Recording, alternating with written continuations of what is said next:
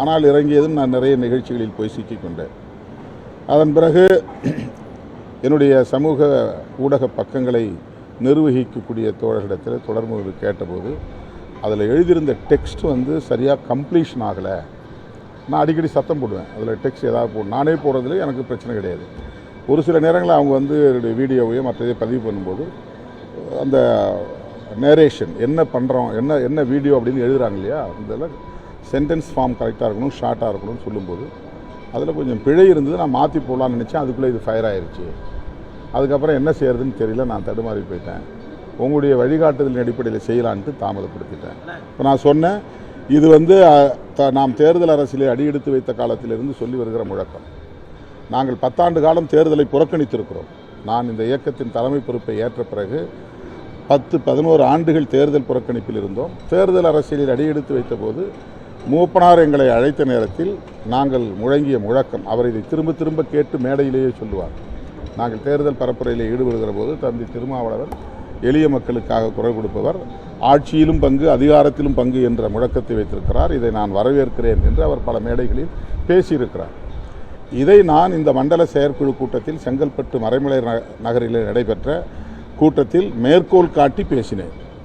நாம் ஆரம்ப காலத்தில் இப்படியெல்லாம் பேசியிருக்கிறோம்.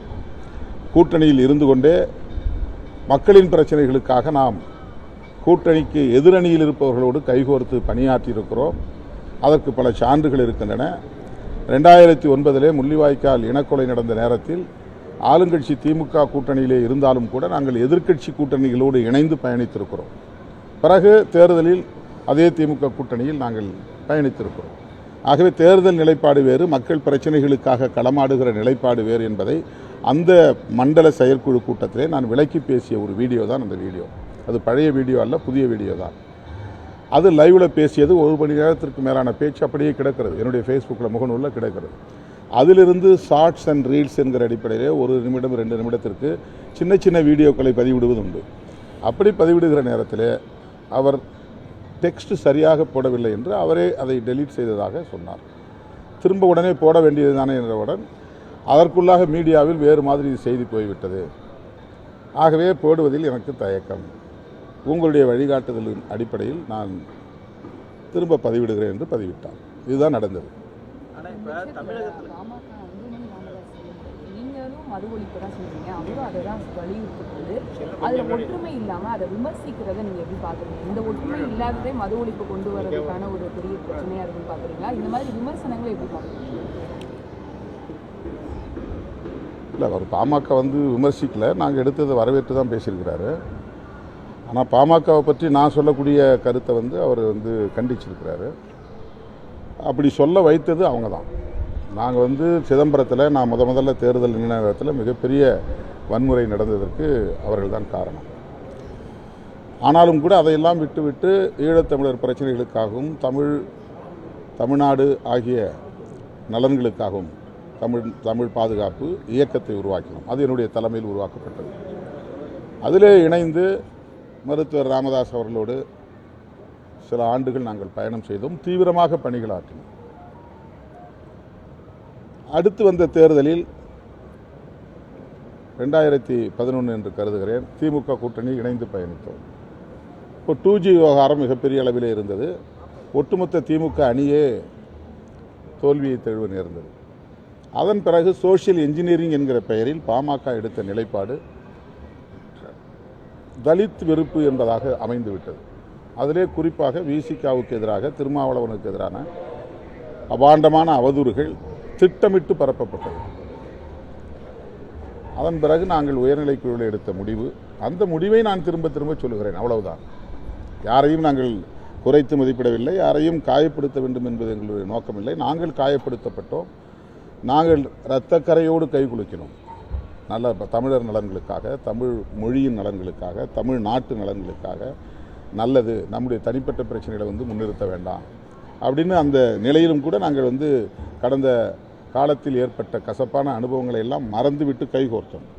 ஆனால் திடுமென தேர்தல் அரசியலுக்காக சோஷியல் இன்ஜினியரிங் என்கிற பெயரில் அகில இந்திய அளவிலே பிஜேபி சிறுபான்மை வெறுப்பு அரசியலை கையில் எடுத்ததைப் போல தமிழ்நாட்டை பொறுத்தவரையில் அப்படி மைனாரிட்டிஸுக்கு எதிரான ஹேட் பாலிடிக்ஸை பேச முடியாத சூழலில் தலித் சமூகத்தை ரெண்டா, தலித் நான் தலித் என்று பிரித்து ஒரு வெறுப்பு அரசியலை விதைத்தது பாமக. இதை அவர்களால் மறுக்க முடியாது.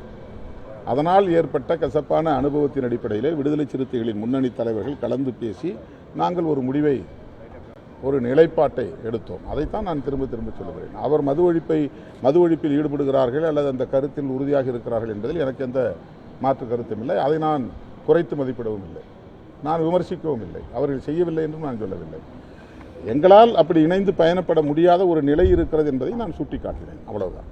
மது ஒழிப்பு போராட்டங்களும் பல்வேறு கட்டமாக பல இதில் பண்ணிட்டு இருக்காங்க. இதுக்கு முன்னாடி சசி பெருமாள் அவர் கூட ஆமாம், அவருடைய இறப்பெல்லாம் நாங்கள் போய் கலந்துக்கிட்டோம். மக்கள் நல கூட்டணி தான் போய் கலந்துக்கிட்டோம். உங்கள் கட்சியோட சார்பாக அந்த மாநாடு முன்னெடுக்க போறீங்க. இதில் எவ்வளவு சர்ச்சைகள் வருது? அதான் இது வந்து தேர்தல் அரசியலோடு இணைச்சு பார்க்கறதுனால வரக்கூடிய சர்ச்சை. இது நான் சொல்கிறேன், இது வந்து வெறும் மக்கள் பிரச்சனையாக பாருங்கள், சமூக பிரச்சனையாக பாருங்கள், தேசிய பிரச்சனையாக பாருங்கள். எவ்வளவு பெண்கள் கண்ணீர் வடிக்கிறாங்க. அந்த எக்கியார் குப்பத்துக்கு போகிற மீனவர் குடியிருப்புக்கு அங்கே அந்த பெண்கள் சொன்னதெல்லாம் வந்து அப்படியே உடம்புல இப்போ கூட வந்து அப்படியே சிலுக்குது. ஏன்னா அந்த அம்மா சொல்கிறாங்க, 10 லட்ச ரூபா பணம் கொடுத்தாங்க அரசாங்கம், அதில் என்னால் பொட்டு வாங்க முடியுமா, பூ வைக்க முடியுமான்னு கேட்குறாங்க. இந்த பணத்தை வச்சு நான் என்ன பண்ண முடியும், இந்த பணத்தை வேணால் திருப்பி வாங்கிட்டு போங்கன்றாங்க. இது ரொம்ப இயல்பாக வந்த ஒரு ஸ்டேட்மெண்ட். அவங்களுக்கு யாரும் சொல்லிக் கொடுக்கல, நாங்கள் போகிறது கூட தெரியாது. அப்படியே மேடைக்கு வராங்க, வாங்கம்மா என்னன்னா இது மாதிரி பேசணும் அப்படி பேசுகிறாங்க. 300 பேருக்கு மேலே இந்த மாதிரி விதவையாக இருக்கிறாங்க. இந்த கள்ளச்சாராயம் குடித்ததில் 16 பேர் தான் செத்தாங்க, 22 பேர். அதில் 10 பேர் மீனவர்கள், 4 பேர் வந்து தலித்துகள், 8 பேர் வேறு மாவட்டங்கள்லேருந்து வந்து குடித்தவங்க. இந்த 10 பேர் மட்டும் இல்லை, நீங்கள் கணக்கெடுத்தால் 300 பேர் இந்த பகுதியில் விதவைகள் இருக்கிறாங்கன்றாங்க. இதெல்லாம் எவ்வளோ அதிர்ச்சியான தகவல்கள். அதே மாதிரி கள்ளக்குறிச்சியில் 69 பேரும் தலித்துகள் கிடையாது. அதில் வந்து 15 பேர் வந்து பழங்குடி சமூகத்தை சார்ந்தவங்க, 10க்கும் மேற்பட்டவர்கள் எம்பிசி சமூகத்தை சார்ந்தவங்க, மற்றவர்கள் தலித்துகள்.